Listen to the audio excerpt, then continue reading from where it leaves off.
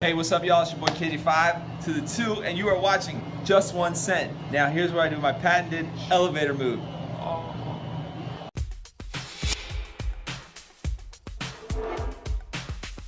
And welcome back. Before we get started, we'd like to say thank you to our friend of the channel, KJ52, for that introduction. And just like he encourages you to check us out, we encourage you to check him out. So go up and find all his social medias and hit all his likes and buttons. The show started with Jim and Valerie still in cahoots, and my brain took ample time to say, boo this! I don't like this anymore. I don't want it.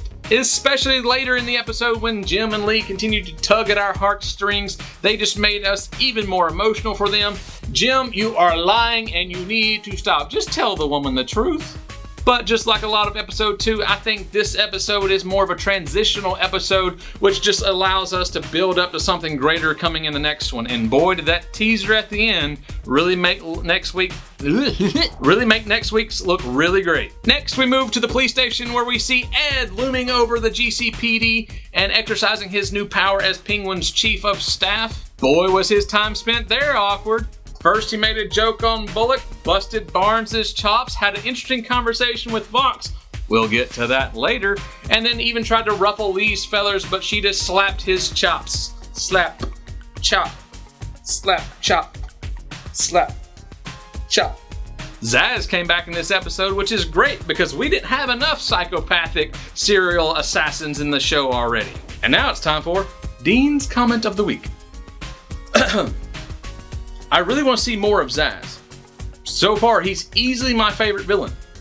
He's pleasantly psychotic. If that's a thing. I'm going to make it a thing. It's a thing now. This has been Dean's Comment of the Week. There was a subtle detail when Penguin was talking to his constituents that really made me appreciate the writing staff once again. Barbara laughed when the guy got his head butted against the statue. It was just great to show that her character still enjoys the pains of others. This episode definitely showed that there is no honor among thieves or criminals or bad guys, because we get to see a lot of different ones turning their backs on one another, like Butch worked Nigma, but Nigma worked Butch, but Nigma worked Butch only because he worked Zaz, who had trapped Tabitha, and I just... Can we just take a moment to realize and recognize and appreciate that for one moment in one room, we had Batman, Alfred, Poison Ivy, Catwoman, the Riddler, Penguin, and Zaz all together?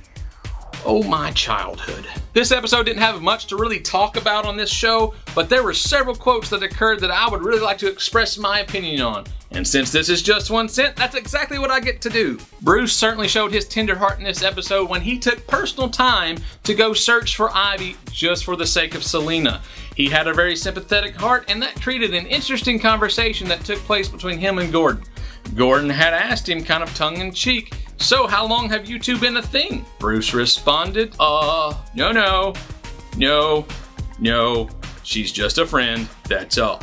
Gordon simply responded with that cheeky, "Yeah, sure." Gordon just put Bruce through that awkward conversation no teenager wants to have.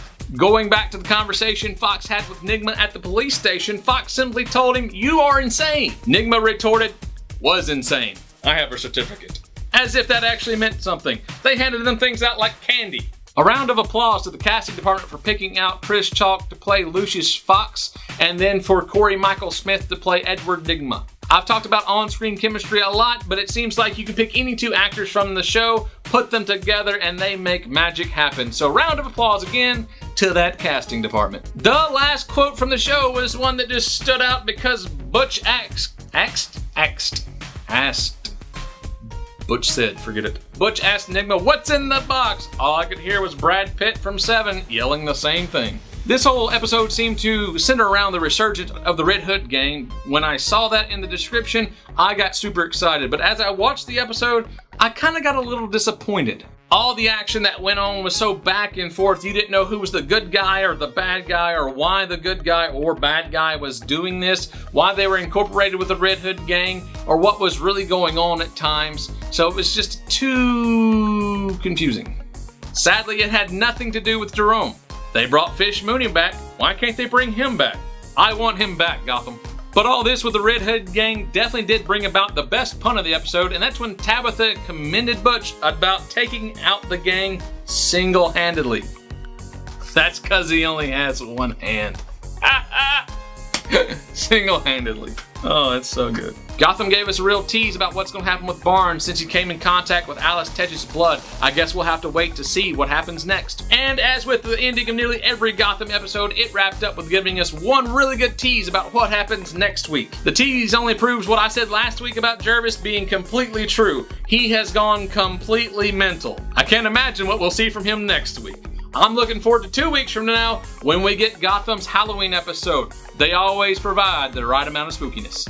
And that's it for another episode of Just 1 Cent. We hope you enjoyed it, and we hope to see you back next week.